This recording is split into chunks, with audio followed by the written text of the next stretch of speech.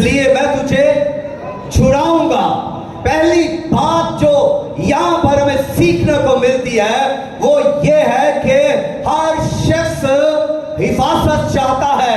हर शख्स को किसी बीमारी का सामना हो सकता है, हर शख्स किसी घड़े में गिर सकता है, हर शख्स का कोई ना कोई दुश्मन हो सकता है और कोई ना कोई उसका ताक़िब कर रहा है, और हम सबका ताक़ब शैतान कर रहा है जो हमारा रूहानी दुश्मन है, जो कभी भी ये नहीं चाहता कि हम आगे बढ़े, हम कामयाब हो, हम सरफराज हो, हम बरकत पाए। ये कभी भी इब्लीस नहीं चाहेगा, और खुदा ये चाहेगा कि हम कामयाब हो, हम बरकत पाए, हम सरफराज हो, हम आगे बढ़े और हम खुदा के जलाल को जाहिर करें, खुदा की खूबियों को जाहिर करें, क्योंकि हम खुदा के बच्चे हैं। हर शख्स को प्रोटेक्शन की जरूरत है। घर हो, ऑफिस, फैक्ट्री, मुल्क, कोई भी हो, उसे हिफाजत की जरूरत है। कोई भी ऑर्गेनाइजेशन है, उसको हिफाजत की जरूरत है। आज लोग सिक्योरिटी गार्ड्स रखते हैं, असला अपने साथ रखते हैं, घर की चारदीवारी बनाते हैं। ये सब क्या है? ये इसलिए है कि उनकी हिफाजत हो सके। वो एक चारदीवारी के अंदर रहकर अपने आप को सेफ महसूस करते हैं। वो बॉडीगार्ड रखकर अपने आप को सेफ महसूस करते हैं कि हम हिफाजत के अंदर हैं। वो चारदीवारी में रहते हैं और वो आजादी से उस घर में रहते हैं, क्योंकि उनको पता है कि हमारी कोई ना कोई हिफाजत कर रहा है। तो यहाँ पर दाऊद नबी ये फरमाते हैं कि चूंकि तूने मुझसे दिल लगाया है, इसलिए मैं तुझे छुड़ाऊंगा। दाऊद मुकद्दस दाऊद लिखते हैं, अपने हाथ से लिखते हैं, खुदा के रूह की तहरीक से लिखते हैं। और वो ना सिर्फ गाते थे, भिजाते थे, बल्कि वो लिखते भी थे। और जब उन्होंने ये लिखा कि चूंकि तूने मुझसे दिल लगाया है, अब देखे दाऊद ने खुदा से दिल लगाया है। दाऊद खुदा के लिए गाता है, दाऊद खुदा के लिए ही बुझाता है, और दाऊद खुदा के लिए ही मज़मूर और गज़लें लिखता है। दाऊद खुदा के साथ साथ चलता है और दाऊद खुदा की मदद सराई करता है। और एक ज़बूर में तो वो लिखता है कि मैं 7 बार तेरी हमद करूंगा। वो दिन में 7 बार प्रस्तश करता है। हालांकि वो बादशाह है, वो जंगजू भी है, उसने कई जंगें लड़ी और वो अदल इंसाफ भी करता था। इतना मसरूफ शख्स है, लेकिन फिर भी 7 बार खुदा की तमजीद करता है। एक दिन में 7 बार खुदा की हमद के लिए टाइम को निकाल लेता है। इससे आगे बढ़ते हुए वो ये इसलिए भी टाइम को निकालता है कि मज़मूर को लिखे, वो इसलिए भी टाइम को निकालता है कि संगीत को सीखे और प्रैक्टिस करे। इतना मसरूफ होने के बावजूद भी वो इतने सारे काम करता है, और उसका दिल खुदा से लगा हुआ था। उसके दिल का कनेक्शन खुदा के दिल के कनेक्शन के साथ था। इधर वो खुदा के दिल की बातें करता है, इधर दाऊद खुदा के दिल के बारे में लिखता है, तो उधर खुदा भी आसमान से ये कहता है कि मुझे मेरे दिल के मुवाफिक मिल गया। दिल की बात है। उधर खुदा का दिल दाऊद पर लगा हुआ है, इधर दाऊद का दिल खुदा पर लगा हुआ है। खुदा की प्रस्तश के लिए उसका दिल खुल जाता है, खुदा के अहकाम लेने के लिए उसका दिल खुल जाता है। इसलिए उसका दिल खुलता है कि उसने कहा मैंने तेरे कलाम को अपने दिल में रख लिया है ताकि तेरे खिलाफ गुनाह ना करूं। उसका दिल पाक, उसने खुदा के जिंदा कलाम को अपने दिल में रखा है, और जो जिंदा है वही जिंदगी देता है, जो पाक है वही पाक करता है। खुदा के कलाम में जिंदगी है और उसके दिल को उसने जिंदा रखा, जिंदगी दी। खुदा का कलाम पाक है और उसने उसके दिल को पाक किया, और उसने ये दावा किया कि मैंने तेरे कलाम को अपने दिल में रख लिया है ताकि तेरे खिलाफ बदी ना करूं, गुनाह ना करूं, तेरे खिलाफ रियाकारी ना करूं। खुदा भी दिल को देखता है, खुदा भी दिल पर निगाह करता है, खुदा भी दिल को जानता है, और जो कुछ दिल में है वही तो ज़बान पर आता है, जो कुछ दिल में है वही तो आंखों से जाहिर होता है, जो कुछ दिल में है वही तो ख्यालों में है, जो कुछ दिल में है वही तो इंसान बोल रहा होता है, और जो कुछ दिल में है वही तो इंसान कर रहा होता है। इसलिए खुदा ने दिल पे निगाह की और दाऊद उसके दिल के मुवाफिक हुआ। खुदा का दिल दाऊद से लगा हुआ है, दाऊद का दिल खुदा से लगा हुआ है, इसलिए दिल को दिल से राह है। इतना सब कुछ करने के बावजूद देखें, दाऊद बादशाह है, दाऊद सिपह सलार है, जंगे लड़ने वाला बन गया, उसने कई जंगे लड़ी और फिर जीती। वो मदासराई करता, हमद करता, मज़ामूर लिखता, खुदा के साथ साथ चलता। ये सब कुछ करने के बावजूद भी उसको प्रोटेक्शन चाहिए, उसको भी हिफाजत चाहिए। वो फिर भी ख्वाहिशमंद है कि मेरी हिफाजत करने वाला होना चाहिए। हम अगरचे प्रस्तश करते हैं, अगरचे हम ये सब कुछ करते हैं, ईमान रखते हैं, चर्च में आते हैं, हदिये दयकियां देते, सब कुछ करते हैं, इसके बावजूद भी हमें छुड़ाने वाले की जरूरत है, हमें बचाने वाले की जरूरत है, हमें शाफी की जरूरत है, हमें निजात दहिंदा की जरूरत है, हमें किसी ऐसे शख्स की जरूरत है जो हमारा फिदिया दे, जो हमें अपनी निजात दिखाए। हमें ऐसी हस्ती की जरूरत है जो हमें छुड़ाए और सरफराज करे, जो हमें बचाए और इज्जत को बढ़ाए। हमें ऐसी हस्ती, ऐसी शख्सियत की जरूरत है, और यही जरूरत दाऊद को भी है। और दाऊद को खुदा कलाम करते हुए यही कहता है कि मैं तुझे छुड़ाऊंगा। तू डर रहा है, तू छुप रहा है, तू भेष बदल रहा है, तू मुंह पर थूक फैला, अपनी दाढ़ी पर थूक गिरा रहा है और दीवारों पर लकीरें मार रहा है, तू छुप गया है, दुश्मन की कैद के अंदर चला गया है, मैं तुझे छुड़ाऊंगा। खुदा उससे कलाम करता है, मैं तुझे छुड़ाऊंगा। क्यों छुड़ाऊंगा?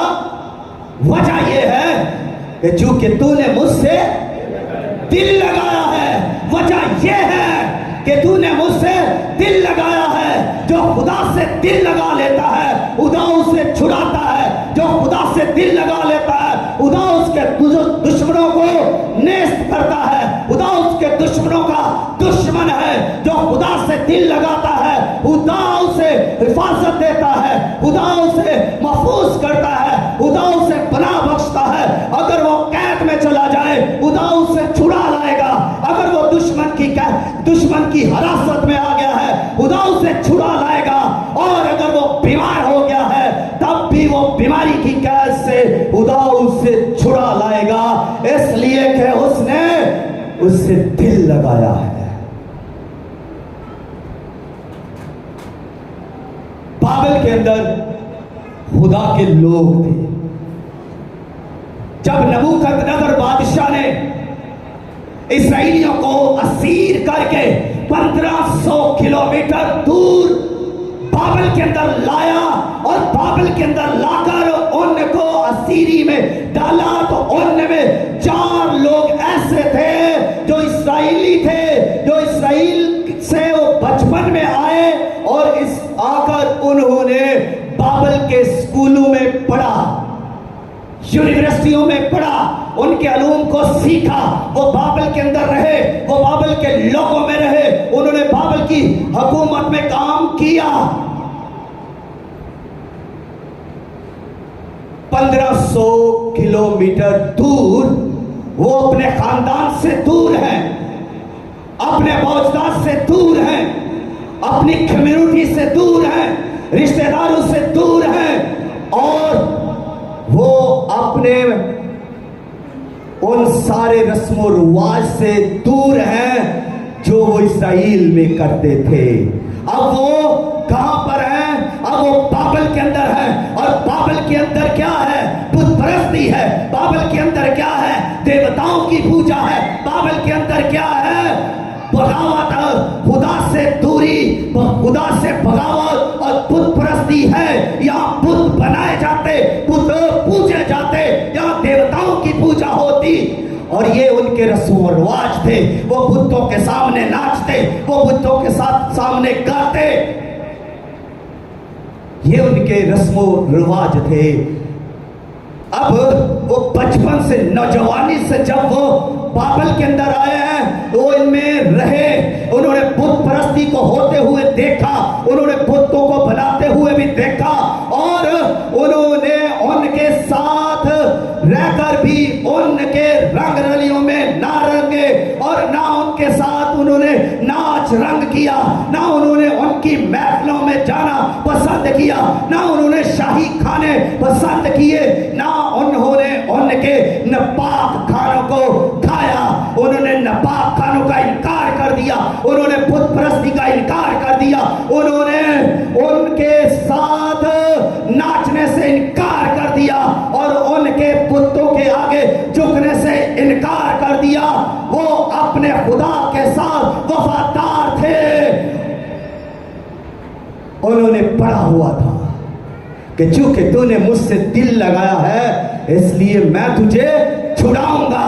उन्होंने ये भी पढ़ा हुआ था कि तू खुदावंद अपने खुदा की हमद कर, उसी की प्रस्तश कर, तू किसी गैर मबूद के आगे ना झुकना, ना किसी तराशी हुई मूरत को सजदा करना।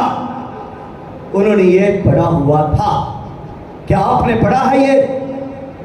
यकीनन हमने भी इसको पढ़ा है।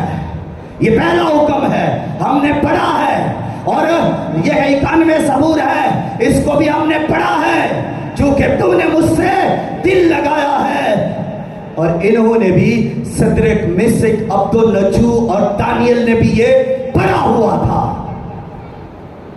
उन्होंने इस पर ईमान रखा, वो अपने खुदा से वफादार रहे, उन्होंने अपने खुदा की इबादत की, उन्होंने अपने खुदा की प्रस्तश की, और उन्होंने अपने खुदा को सजदा किया, और उन्होंने अपने खुदा ही की तमजीद की। वो गैर मबूदों के आगे ना झुके। आज खुदा के लोगों को देखने की जरूरत है। जब वो लोग बाबल के अंदर हैं, तो उनका माँ बाप उनके साथ नहीं। मैं नौजवानों से बात करने लगा। उनका माँ बाप उनके साथ नहीं था, कोई रिश्तेदार भी उनके साथ नहीं था। वो अपने मुल्क से, अपने शहर से दूर थे, और 1500 किलोमीटर दूर थे, एक लंबी दूरी थी। इसके बावजूद भी उन्होंने कोई भी ऐसा काम नहीं किया जो उनके खुदा के खिलाफ हो। उन्होंने कोई भी ऐसा काम नहीं किया जो उनके अपने मजहब के खिलाफ हो। उन्होंने उनकी औरतों से सलाहकारी नहीं की, उन्होंने उनके बुतों की पूजा नहीं की, उनकी रस्मों को नहीं अपनाया।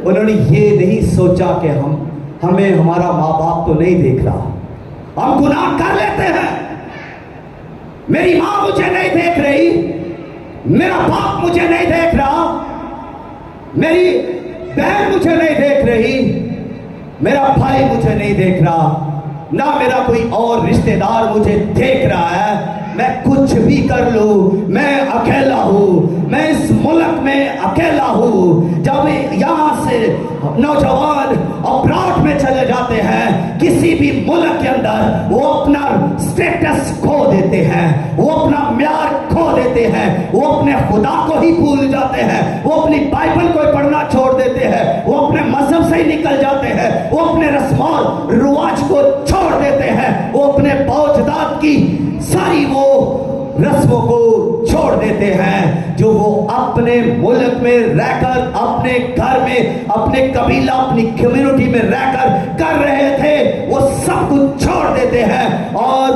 वो वहां पर उन जैसे हो जाते हैं। वो उनके क्लबों में डांस करते हैं, वो उनकी रंगरलियों में रंग जाते हैं, वो उनके साथ हराम खाने खाएंगे, शराब पिएंगे, उनके साथ बदकारी के फेल करेंगे, क्योंकि उन्हें कोई देख नहीं रहा। यहाँ पर खुदा के लोग सिद्रक, मेशक, अब्दुल और दानियल बाबिल के अंदर है, और जब वो बाबिल के अंदर है तो फिर वो अपनों से दूर है, शहर से दूर, मुल्क से दूर, कोई उन्हें नहीं देख रहा। उन्होंने कोई भी ऐसा घिनौना गंदा फेल नहीं किया जिससे उनके खुदा पर हरफ आता, जिससे वो खुदा से दूर हो जाते, वो अपने मजहब से दूर हो जाते। उन्होंने ना तो अपने मजहब को छोड़ा, ना अपने खुदा को छोड़ा, उन्होंने ना उनके किसी भी काम से ताल्लुक रखा। लेकिन आज हम जो मसीह होने का डंडोरा पीटते हैं, हम क्या दीगर मज़ाहिब की महफिलों में नहीं जाते? क्या हम उनकी रस्मों को नहीं अपनाते? क्या हम उनके साथ जश्न नहीं मनाते? क्या हम उनके साथ कई ऐसे काम कर जाते हैं जो हमारे अपने मजहब में करना जायज नहीं? क्या हमारी लड़कियां उनके लड़कों के साथ रिलेशन नहीं रखती? क्या हमारे लड़के उनकी लड़कियों के साथ रिलेशन नहीं रखते? ये हमारा मजहब इजाजत नहीं देता। हमारा मजहब इसकी इजाजत नहीं देता। हराम खानों से इनकार कर दिया। आप भी कर सकते हैं। उनकी महफिलों में जाने से उन्होंने इनकार कर दिया, आप भी कर सकते हैं। उनके साथ डांस करने से इनकार कर दिया, आप भी कर सकते हैं। उनके मबूदों को ना मानना यानी मानने से इनकार कर दिया, आप भी कर सकते हैं। आप अपने जिंदा खुदा की तरफ फिरे, उससे वफादार रहें। हमारा खुदा वफादार खुदा है। वो अपने खुदा को जानते थे कि हमारा खुदा वफादार है। वो जानते थे कि हमारा खुदा कुदरत वाला है। वो जानते थे कि हमारा खुदा मोहब्बत का खुदा है। वो जानते थे कि हमारा खुदा बचाने छुड़ाने की कुदरत रखता है।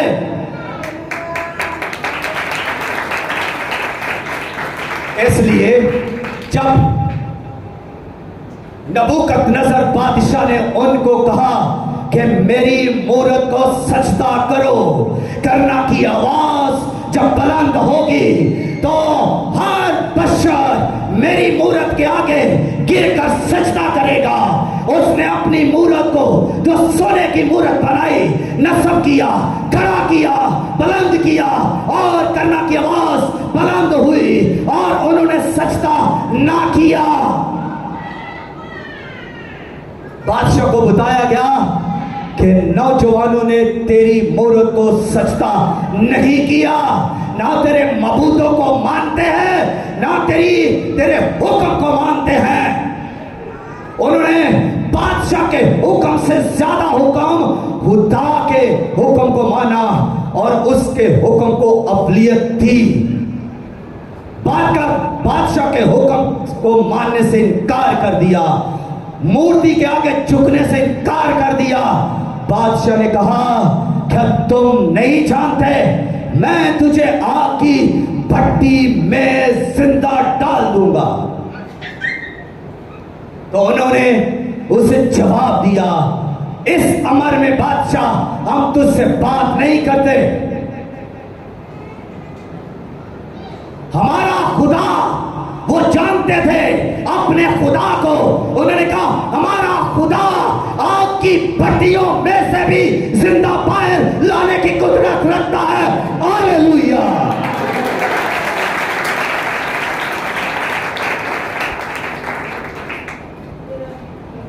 हमारा खुदा बीमारी कितनी भी बड़ी हो बाहर लाने की कुदरत रखता है। दुश्मन कितना भी बड़ा हो उससे बचाने की कुदरत रखता है। हमारा ताकत करने वाला, हमारा पीछा करने वाला कितना ही जोरावर हो, कितनी उसकी फौजें हो, हमारा खुदा बचाने की कुदरत रखता है। हमारा खुदा वफादार खुदा है। वो सुनता है, वो देखता है, वो छूता है, वो चलता है। वफादार खुदा कभी हमें भट्टियों में नहीं रहने देगा। उन्होंने झुकने से इनकार किया। सोचिए कितनी बड़ी आजमाइश आने वाली है, लेकिन उन्होंने बेखौफ और दिलेरी के साथ कहा हम तेरी मूर्ति को सजदा नहीं करेंगे। जॉब जाती है तो जाए बादशाह, तेरा मुल्क छोड़ना पड़ता है तो छोड़ देंगे, लेकिन तेरी मूर्ति को सजदा नहीं करेंगे। जो मान सम्मान दिया गया है जाता है तो जाए, लेकिन तुझे तेरी मूर्ति को सजदा नहीं करेंगे। दलेरी की बात है। ईमानदार दलेरी से बात करता है, जुर्रत से बात करता है, बेखौफ होकर बात करता है। और इन ईमानदारों ने, खुदा के लोगों ने दलेरी और जुर्रत के साथ बात की। इन्होंने ये नहीं सोचा कि आग की शिद्दत कितनी होगी। इन्होंने आग की तरफ तवज्जो नहीं दी, इन्होंने अपने खुदा की तरफ तवज्जो दी। इन्होंने कहा हमारा खुदा वफादार है, हमारा खुदा कुदरत वाला है। और ये क्या कर रहे थे? ये खुदा से दिल लगाया हुआ था, खुदा से मोहब्बत करते थे। इन्होंने खुदा से दिल लगाया था। तो जब इन्होंने खुदा से दिल लगाया है तो फिर भला खुदा कैसे पीछे रह सकता है? फिर भला कैसे खुदा उस भट्टी में नहीं उतरेगा? खुदा से दिल लगाने वालों जरा सोच लो, मोहब्बत करने वालों और प्रस्तश करने वालों जरा ध्यान और ख्याल तो कीजिए अपने वफादार खुदा पर। उनको आग की भट्टी में डाल दिया गया, 7 गुना तेज आग कर दी गई। डालने वाले भट्टी के अंदर जल गए, फेंकने वाले जल गए, और जिनको फेंका गया था आग की भट्टी के अंदर, वो तीनों शख्स उस आग की भट्टी में टहलने लगे जैसे वो रेत पर चल रहे हो, जो एक ठंडी जगह है, जैसे एसी लगा हुआ हो, जैसे जबरदस्त कूलिंग हो, जहां पर वो सुकून और आराम के साथ हो। आग चल रही है मगर वो वहां पर टहल रहे हैं, वो वहां पर फिर रहे हैं। आग उन्हें छू नहीं रही, क्योंकि उन्होंने ये भी पढ़ा था कि मैं खौफ ना कर, मैंने तेरा फिदिया दिया है, तू मेरा है। और जब तू आग नदियों में से गुजरेगा तो पानी तुझे ना डुबोएगा, जब तू आग में से गुजरेगा तो आग का शोला तुझे ना डुबोए जलाएगा। उन्होंने पढ़ा हुआ था, उन्होंने सीखा हुआ था, उन्होंने जाना हुआ था, इसलिए वो आग की भट्टी के अंदर भी जिंदा थे, तैर रहे थे, खुश थे और फिर रहे थे। और इलाजादा उनके साथ था, मलूते मुकद्दस, आफ्ताबे सदाकत, मज़ारे किबरिया, मबदाए अनवार, हाकमुल हाकिमीन आलमीन, मनंजो आलमीन, जलाल का बादशाह, रब खुदावंद बादशाह, खुदावंद यीशु मसीह इला सादा उनके साथ था। हालेलुया।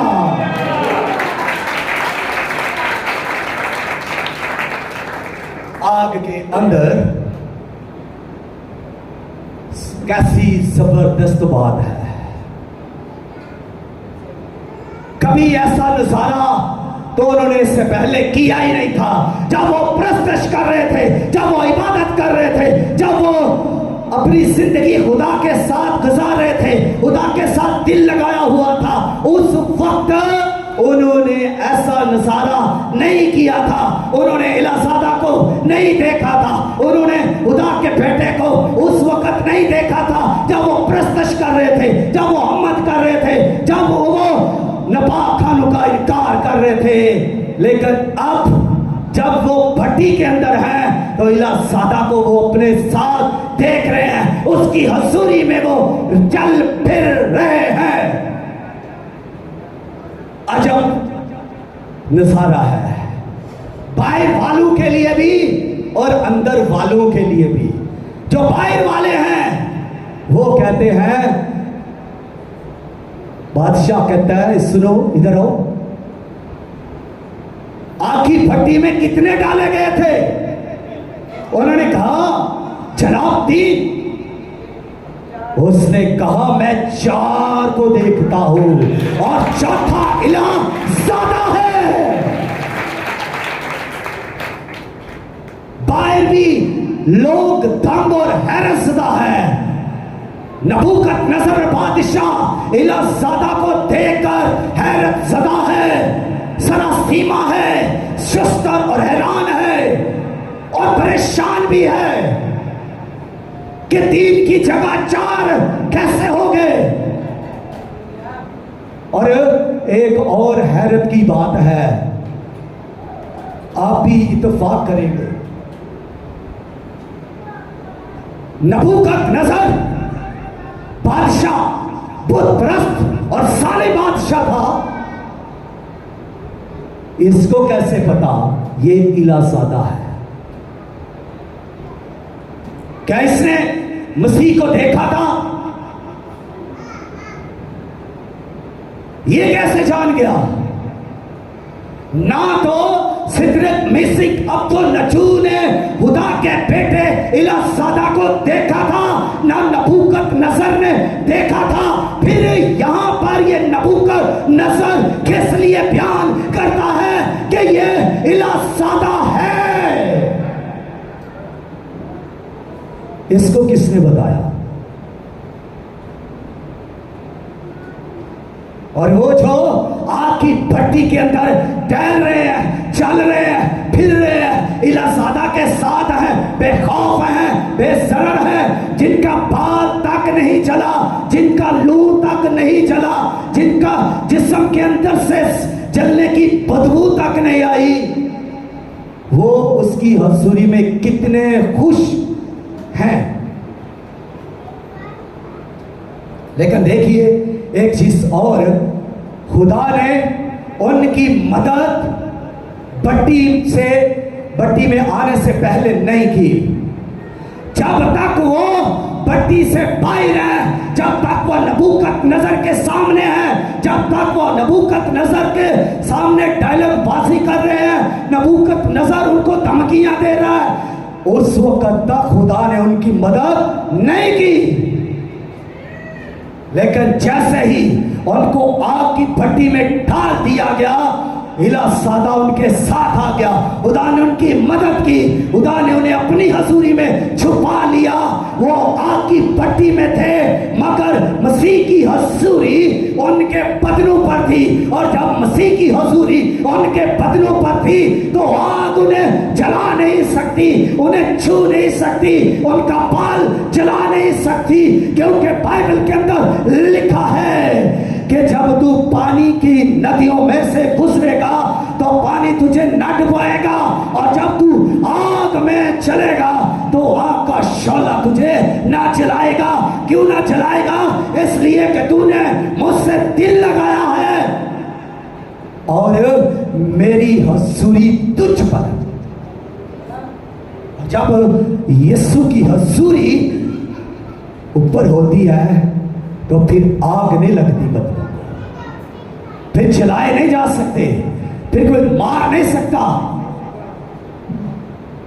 धमकियां देने वाले बहुत हैं, डराने वाले बहुत हैं और दुश्मन भी बहुत हैं। हम लेकिन एक वफादार खुदा हमेशा आपके साथ खड़ा है, जो अपनी कुदरत के साथ खड़ा है, जिसने कहा मैं तुझे छुड़ाऊंगा, और उसने उनको छुड़ाया और वो आग की पट्टी में से बाहर आए। लोग उन्हें सूंघना शुरू हो गए, उनके कपड़ों को सूंघने लगे, उनके बालों को सूंघने लगे कि कहीं से इनके जलने की बदबू आए, लेकिन जलने की बदबू तक ना आई, बाल तक ना चला। यह है हमारे खुदा की कुदरत।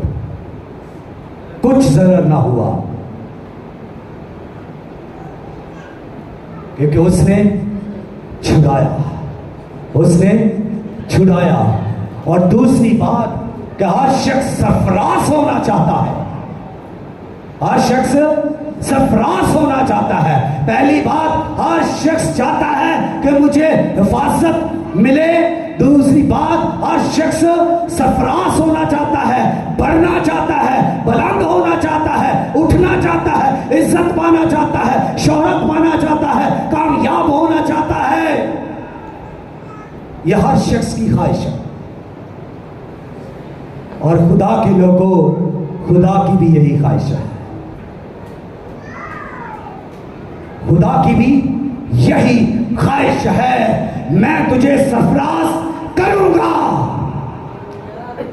ये अल्फाज खुद मैंने अपने कानों से, अपने खुदा के मुंह से सुने। मैं तुझे सरफराज करूंगा। अरे जब मेरा सरफराज करने वाला मेरा जिंदा खुदा, वफादार खुदा है, तो कौन मेरे खिलाफ खड़ा होगा? कौन मुझे गिराएगा? कौन मुझे मिटाएगा? कौन है? चले देता हूं मैं उसको रब्बुल अफ़वाज के नाम से, जिसने मुझसे कलाम किया है। मैं ऐसे ही खिदमत नहीं कर रहा, बताए देता हूं, धोखे में ना रहे, अपने हथकंडों से बाज आ जाए। कहीं आपको वो खुदा नबूद करके रख ना दे, मिटाकर रख ना दे, आपकी सारी शौकी निकाल ना दे। चले देता हूं फिर से, बाज आ जाए अपने हथकंडों से।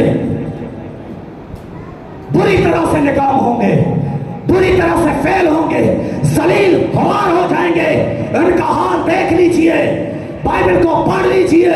जो खुदा के खिलाफ जाते हैं, जो खुदा के मंसूब के खिलाफ जाते हैं, खुदा उनके खिलाफ हो जाता है। हालात की समझ नहीं आती, अकल मारी जाती है, लोग गिरना शुरू हो जाते हैं। रूहानी म्यार वो नहीं रहता, दुआ वो नहीं रहती, परस्तश वो नहीं रहती। फिर समझ नहीं आती कि क्या हमारे साथ हो रहा है। ये इसलिए हो रहा है कि शायद तुम्हारा कोई फैसला गलत हो गया है और तुमने लश्करों के खुदा के खिलाफ कोई मंसूबा खड़ा कर लिया है। ये इसलिए हो गया है। जिंदगी के अंदर तबाही बर्बादी शुरू हो जाती है। मैं तुझे सरफराज करूंगा, और सरफराजी ऐसे नहीं मिल जाती।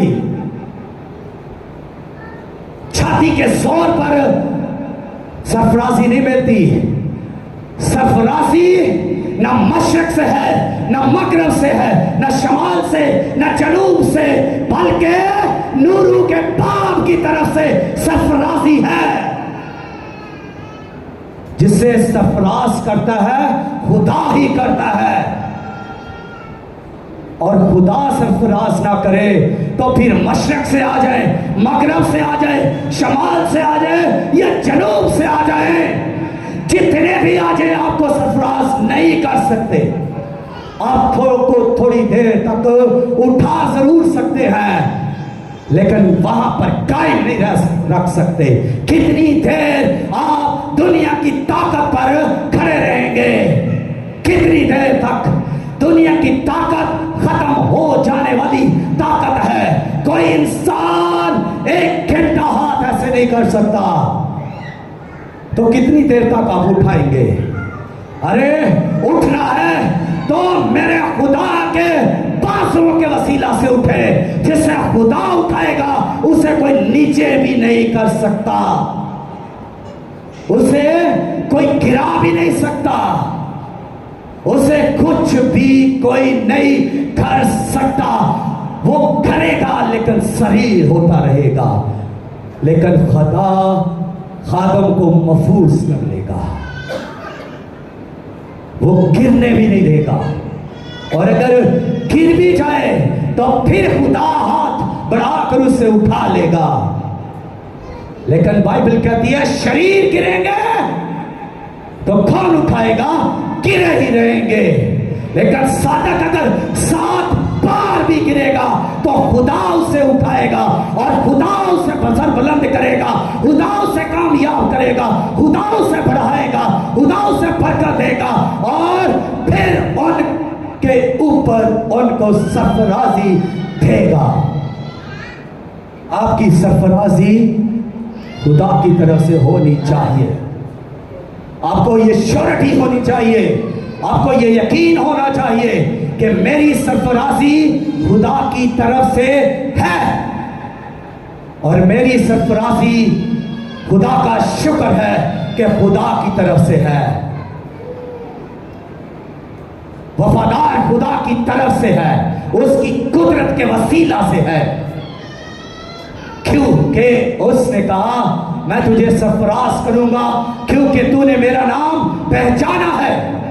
अरे मसीह के नाम को पहचाने, कुदरत वाले नाम को जाने, बरकत वाले नाम को पहचान ले।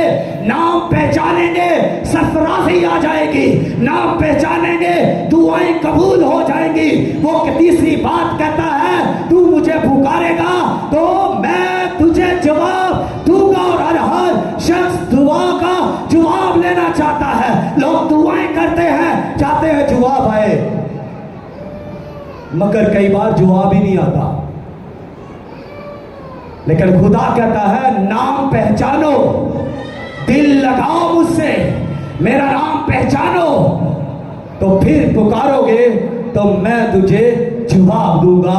खुदा आपको जवाब देगा, खुदा आपकी दुआएं सुनेगा, खुदा आपके दिल की मुरादों को पूरा करेगा, खुदा आपको बढ़ाएगा, सरफराज करेगा। और अगर आपके साथ कोई मसला हो गया है, आप पर कोई मुसीबत आ गई है, मुश्किल आ गई है, आपकी मदद के लिए वो खुदा कहता है मुसीबत में मैं तेरे साथ रहूंगा। चढ़ावाली के लोगों के साथ अब जो मसला हुआ, अब जो मुसीबत और मुश्किल आई, क्या खुदा ने उन्हें छोड़ दिया? मुसीबत में खुदा उनके साथ है। मशरक से उनकी मदद के लिए लोग जा रहे हैं, मगरब से उनकी मदद के लिए लोग आ रहे हैं, और जनूब से भी लोग आ रहे हैं, और शमाल से भी लोग आ रहे हैं। चारों तरफ से खुदा ने उनकी मदद को जारी कर दिया। अब वो करोड़ों में है, हालेलुया। अब वो करोड़ों में है। और जिनके पास लाखों नहीं थे, अब उनके पास करोड़ों हैं। जिनके पास अपने घर नहीं थे, अब उनके पास आलीशान अपने घर होंगे। खुदा के नाम को पहचाने और उससे दिल लगाए।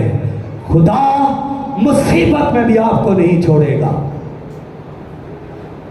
कहता है मैं तुझे छुड़ाऊंगा, उस मुसीबत से क्या करूंगा? छुड़ाऊंगा। और मैं ईमान रखता हूं कि खुदा ने जब उनको सरफराज किया है, जब खुदा उनके साथ है, जब खुदा उनको इज्जत को बढ़ाएगा, तो वो पहले जैसे नहीं रहेंगे, वो पहले जैसे नहीं रहेंगे। खुदा उनको और ज्यादा इज्जत बख्शेगा, क्योंकि वो इज्जत बख्शने वाला खुदा है। अरे सोचिए, वो जो आग लगाकर उनको मार देना चाहते थे, गरू को जलाकर उनको मार देना चाहते थे, चर्चेस को जलाकर उनको मार देना चाहते थे, जिंदगी खत्म करना चाहते थे। जरा गौर कीजिए, उसने कहा मैं तेरी उम्र को दराज करूंगा। उनकी उम्रें कितनी बड़ी होगी, वो कितनी लंबी जिंदगी पाएंगे, वो कितना जिएंगे और शान से जिएंगे, इज्जत से जिएंगे, बेहतर जिंदगी जिएंगे। और मैं ईमान रखता हूं कि पहले से ज्यादा अच्छी शायद उनके पास जॉब हो, पहले से ज्यादा अच्छा बिजनेस उनके पास हो, पहले से ज्यादा वो लोग प्रॉस्पेरस होंगे और अच्छी जिंदगी जिएंगे पहले से भी, क्योंकि खुदा उनके साथ है। सदरक मिस्र अब्दुल-नजूर को देखिए, आग की भट्टी में से निकलने के बाद उनका म्यार बढ़ गया, उनका रुतबा बढ़ गया, उनका ओहदा बढ़ गया, क्योंकि खुदा ने उनको छुड़ाया और इज्जत को भी बढ़ा दिया। उनकी जिंदगी को खत्म करना चाहता था, वो खुदा ने उनकी उम्र की तरासी उन्हें बख्शी। और देखिए कि ना सिर्फ उम्र की तरासी खुदा बख्शेगा, बल्कि खुदा यहां तक कहता है कि मैं तुझे अपनी निजात दिखाऊंगा।